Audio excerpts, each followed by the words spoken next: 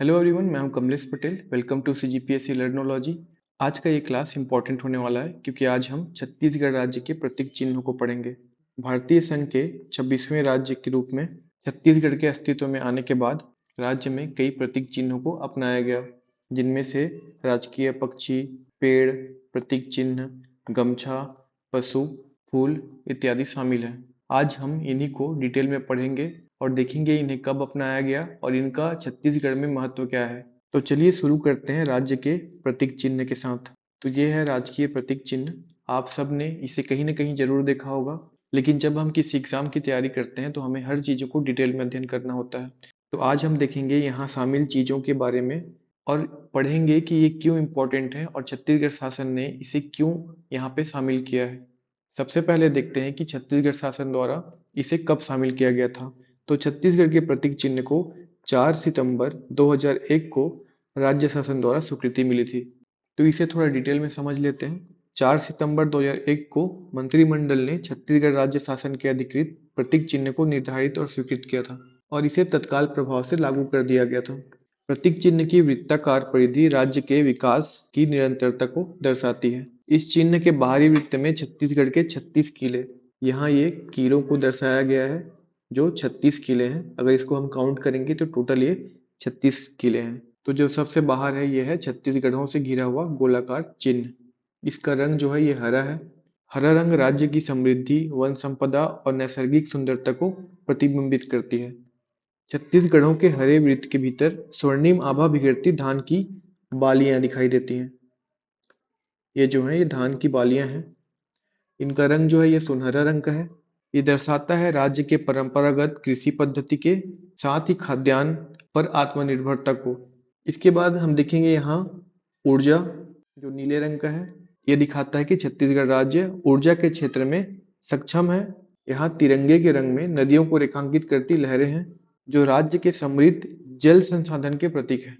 तथा मध्य में सारनाथ के 4 सिंह, अशोक स्तंभ, उसके नीचे सत्यमेव जयते, राष्ट्र के प्रति सत्यनिष्ठा के प्रतीक। एक बार रिवाइज कर लेते हैं। वृत्त का बाहरी भाग छत्तीसगढ़ों से घिरा हुआ गोलाकार चिन्ह है, ये हरे रंग का है। इसके बाद नीले रंग में छत्तीसगढ़ शासन अंकित है। इसके बाद धान की 2 बालियां, ये सुनहरे रंग में है।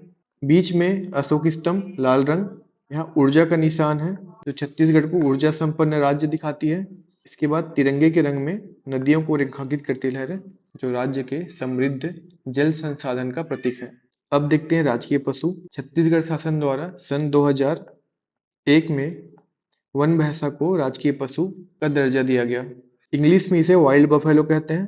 सीजीव्यापम या सीजीपीएससी की परीक्षा में इसका वैज्ञानिक नाम आता है। तो हमें जितने भी हमारे प्रतीक चिन्ह हैं, जिनमें पेड़ हो गया, पशु, फूल और पक्षी, इनका साइंटिफिक नाम भी हमें याद करना है। तो साइंटिफिक नाम देखते हैं वन भैंसा का। यहाँ हमें 2 नाम देखने हैं, एक नर वन भैंसा का, एक मादा वन भैंसा का। तो जो नर वन भैंसा है इसे बुबेलस बुबेलिस कहते हैं, बुबेलस बुबेलिस। और जो मादा है इसको बुबेलस अर्नी कहा जाता है। वन भैंसा को राजकीय पशु कब घोषित किया गया? तो ये 2001 में। छत्तीसगढ़ में वन भैंसा का संकेंद्रण देख लेते हैं। तो ये उदंती अभ्यारण्य, पामेड़ अभ्यारण्य और इंद्रावती राष्ट्रीय उद्यान में पाए जाते हैं। इसका शॉर्ट फॉर्म याद कर लेंगे, उपाई। उदयंती, पामेड़ और इंद्रावती। एक प्रमुख बीमारी जिससे वन भैंसा को संकट है वो है रिंडरपेस्ट। रिंडरपेस्ट को आप याद रखेंगे क्योंकि ये एग्जाम में पूछा जाता है। तो वन भैंसा का एक्सटेंशन का कारण जो है, एक प्रमुख कारण है रिंडरपेस्ट बीमारी। वन भैंसा का जो भोजन है ये शाकाहारी होते हैं और प्रमुख ये घास ही खाते हैं। छत्तीसगढ़ का जो राजकीय पक्षी है यह है पहाड़ी मैना, जिसे हील मैना भी कहा जाता है। 2001 में छत्तीसगढ़ सरकार द्वारा हील मैना यानी कि पहाड़ी मैना को राजकीय पक्षी घोषित किया गया था। इसका वैज्ञानिक नाम है ग्रेसियोला रिलीजियोसा पेनिनसुलारिस। तो इसका नाम काफी लंबा है, तो इसको आप शॉर्ट फॉर्म में ऐसे याद करेंगे, GRP, ग्रेसियोला रिलीजियोसा पेनिनसुलारिस। पहाड़ी मैना का संरक्षण कांगेर घाटी राष्ट्रीय उद्यान में किया जा रहा है। पहाड़ी मैना का संकेंद्रण मुख्यतः बस्तर संभाग में होता है, जिसमें कोंडागांव, बीजापुर, दंतेवाड़ा, नारायणपुर, जगदलपुर, अबूझमाड़, छोटे डोंगर, बेची, बारसूर, पुलचा, तिरिया और बैलाडीला, इन जगहों पे इसका संकेंद्रण रहता है। छत्तीसगढ़ का राजकीय वृक्ष यह है साल या इसे सरई भी कहा जाता है। प्रदेश में जो सर्वोत्तम किस्म की साल है ये केशकाल घाटी में है। केशकाल घाटी यानी कि कोंडागांव। इसका वैज्ञानिक नाम होता है सोरिया रोबस्टा। इसको कैसे रिलेट करेंगे तो स से साल और स से सोरिया। सोरिया रोबस्टा इसका वैज्ञानिक नाम है। इसमें विशेष क्या है तो साल वन जो है ये पतझड़ वन है। इसके बारे में आगे जब हम वन संसाधन पढ़ेंगे तो डिटेल में चर्चा करेंगे। फिलहाल आप इतना जान लें कि ये पतझड़ वन में आते हैं। इसके बाद बस्तर को साल वनों का द्वीप कहा जाता है। तो साल वनों का द्वीप किसे कहा जाता है, अगर ये क्वेश्चन आता है तो आप बस्तर को लेंगे। यहाँ पे क्वेश्चन है, नेपाल के तराई के समान ऊंचे साल वृक्ष छत्तीसगढ़ में कहाँ पाए जाते हैं। नेपाल के जो साल वृक्ष हैं इनका लंबाई होता है 30 मीटर के करीब। और जो छत्तीसगढ़ के मटनार और कोमलनार जो बस्तर में है इनके वृक्ष की भी लंबाई लगभग 30 मीटर होती है। इसलिए इसका तुलना नेपाल के तराई से होता है। तो अगर नेपाल के तराई के समान ऊंचे साल वृक्ष छत्तीसगढ़ में कहाँ पाए जाते हैं ये पूछा गया तो ये मटनार और कोमलनार है जो कि बस्तर जिले में है। राजकीय पुष्प देख लेते हैं। छत्तीसगढ़ का राजकीय पुष्प है गेंदा, जिसे मैरीगोल्ड भी कहा जाता है इंग्लिश में। इसका वैज्ञानिक नाम है टैगेटस। में विशेष क्या है तो पूरे छत्तीसगढ़ में पाया जाता है ये, और ये मौसमी फूल होते हैं। हमारे राज्य की आकृति देख लेते हैं किससे मिलती है। ये देखिए, ये जो है ये है सी हॉर्स, समुद्री घोड़ा। और हमारा छत्तीसगढ़ का मैप ये रहा। तो हमारा जो छत्तीसगढ़ का मैप है ये समुद्री घोड़े के समान दिखाई देता है। इसका नाम है समुद्री घोड़ा या सी हॉर्स इंग्लिश में। जो साइंटिफिक नेम यानी कि वैज्ञानिक नाम है ये है हिपोकैम्पस। अब यहाँ पे डाउट ये होता है, जो ये हिपो है ये सेम है यहाँ पे हिपोपोटेमस भी होता है। तो कई बार एक कंफ्यूजन क्रिएट करता है नाम में, क्योंकि आपके पास वहां पे इमेज तो होगा नहीं। तो हिपोकैम्पस और हिपोपोटेमस इन दोनों में डिफरेंस है। जो हिपोकैम्पस है इसका आकार हमारे छत्तीसगढ़ के समान है, ना कि हिपोपोटेमस का। यहाँ पे हम देख लेते हैं हिपोपोटेमस कैसा दिखता है। ये रहा हिपोपोटेमस। तो हमारा छत्तीसगढ़ का मैप ऐसा तो नहीं दिखता है। कैसा दिखता है, ऐसा। हिपोकैम्पस जो होगा ये होगा सही आंसर, और ये हिपोपोटेमस गलत होगा। ऐसा नहीं, ऐसा दिखता है। आगे हम देख लेते हैं राजकीय गमछा, जिसका लोकार्पण 14 अक्टूबर 2021 को किया गया था।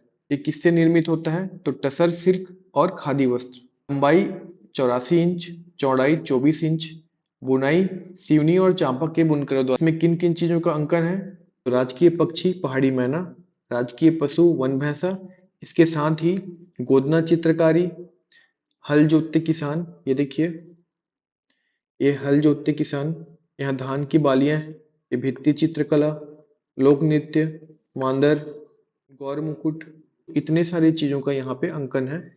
एक बार और देख लेते हैं क्या क्या अंकन है तो पहाड़ी मैना, वन भैंसा, गोदना चित्रकारी, हल जोतते किसान, धान की बाली, लोक नृत्य, मांदर, प्रसिद्ध गौर मुकुट जो बस्तर का है, भित्ति चित्रकला ये सरगुजा में पाया जाता है।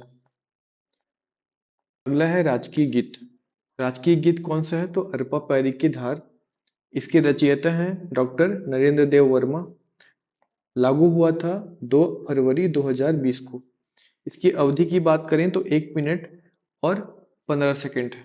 जो मूल गीत है वो 6 मिनट के ऊपर का है, लेकिन जो राजकीय गीत है इसके लिए इसे 1 मिनट 15 सेकंड का किया गया है।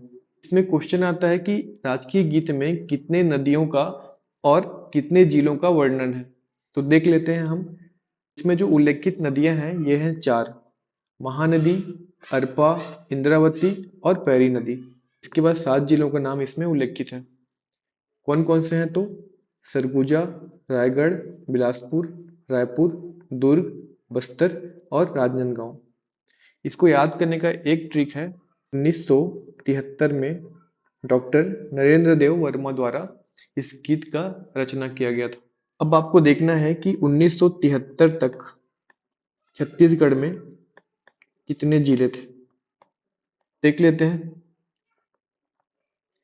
1862 में हमारे पास 2 जिले थे, एक बिलासपुर, एक रायपुर। इसके बाद 1906 में दुर्ग, 1948 में सरगुजा, रायगढ़ और बस्तर, और 1973 में राजनांदगांव। तो कुल 1973 तक हमारे पास 7 जिले थे और उन सभी जिलों को डॉक्टर नरेंद्र देव वर्मा ने अपने गीत है उसमें उल्लेखित किया था। तो आपको एक एक जिला याद नहीं करना है, आपको ये देख लेना है कि जिला निर्माण का क्रम क्या है और 1973 तक कितने जिलों का निर्माण हुआ था।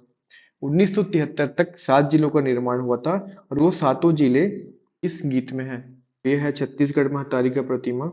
अनावरण हुआ था 1 नवंबर सन 2022 को। मूर्तिकार हैं पद्मश्री जे.एम. नेल्सन। प्रतिमा 11 फीट ऊंची है और किस धातु से बनाई गई है, तो कांस्य धातु से। ये इंपॉर्टेंट फैक्ट हैं जो आपको याद रखने हैं इसके बारे में। अनावरण कहाँ हुआ था, तो ये रायपुर में हुआ था। तो ये थे छत्तीसगढ़ के प्रतीक चिन्ह। Thank you.